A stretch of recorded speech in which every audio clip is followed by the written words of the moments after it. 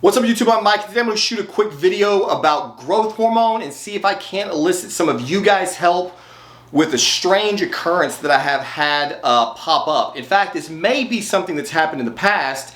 It was just impossible for me to really know because every time I've used growth hormone, to my recollection, I'm always running a variety of other different substances and hormones and peptides and shit. So it's always hard for me to really narrow down specific causal relationships between side effects and what might be causing it, because there's so many things in the mix. So in this circumstance, I've been a relative baseline for greater than a month. So as I mentioned in my previous video, I've been running Test C at 200 milligrams per week and Primo E at 200 milligrams per week, and that has been stable for slightly over a month, a minimum. During that period of time, my resting pulse rate is sitting anywhere between 77 beats a minute on the low end and about 82 or 83 beats on the high end. This is verified with my Fitbit Sense watch, and it's usually backed up by an occasional blood pressure reading with my cuff. So that's where I have been staying very stable for the last 4 to 6 weeks.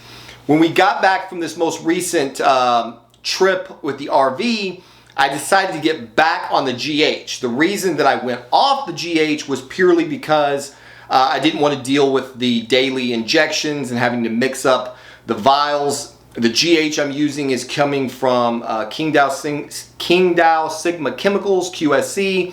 I've talked about them before. I get 12 IU vials, and I'm taking 4 IUs per day. Usually always in the evening. So I started that again about 4 or 5 days ago, and I noticed that within 3 or so days of starting the GH again, my resting pulse shot up quite a bit. So right now my resting pulse, if you want to call this rest, and I have been dicking around down here trying to set up my lights.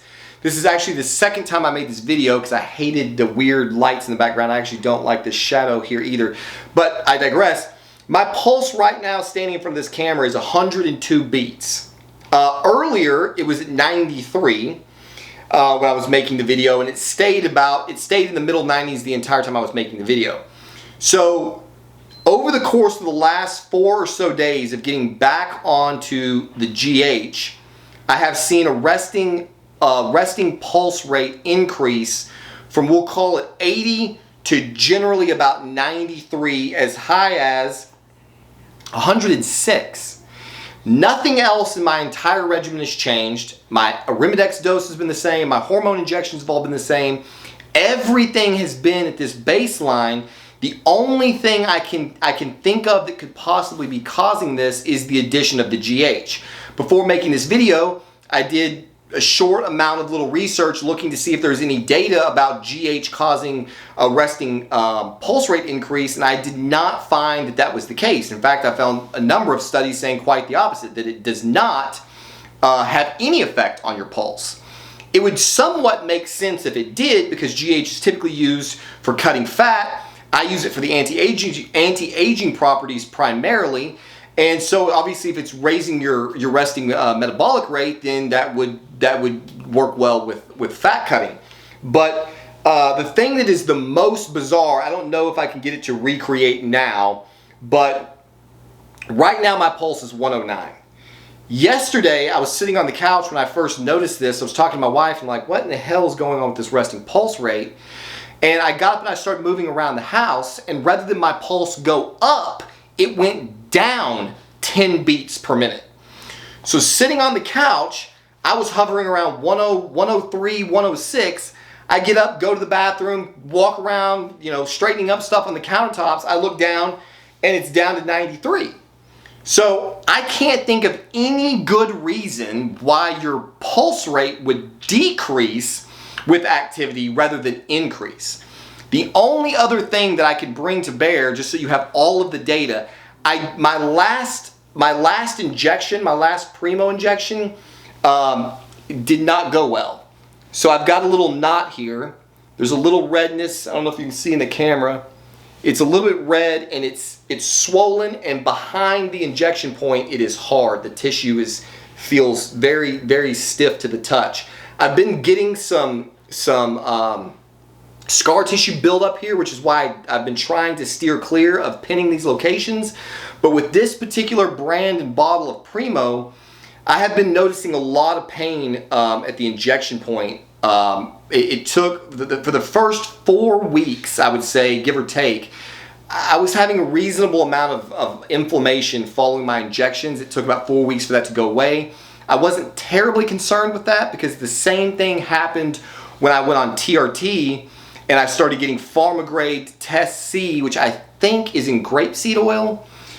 I think my TRT is in grapeseed oil. I'm pretty sure this particular product is an MCT. And so I don't know if that inflammation in the early going is just the body getting used to it or what, but typically I get to a point where I do not get any inflammation at all. I pin my pecs with my testosterone shots and I never get inflammation there. Although I did in the very beginning when I first started pinning them, I would get some redness and some soreness. So maybe there's some infection going on here that's causing that, and I guess that's possible it could lead to the increased pulse rate. But I'm just curious if any of you have had this experience. Do you have any information that you can share with me?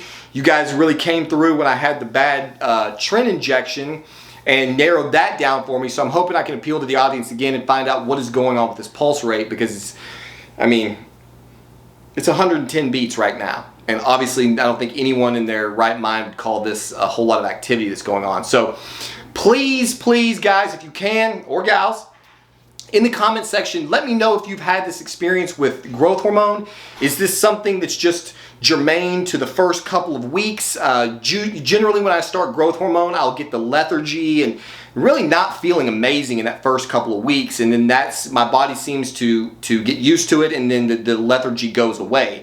I don't know if this is a bad product or what is at play here, but it's obviously slightly concerning when you're trying to keep your system in a relatively good baseline and you add a little GH and now you've got crazy resting pulse rates. So appreciate you watching this video. Thank you for all the guys who jump back on my videos when I start making content again. I love reading all the comments as always, and I'm looking forward to any information you guys can give me on this one.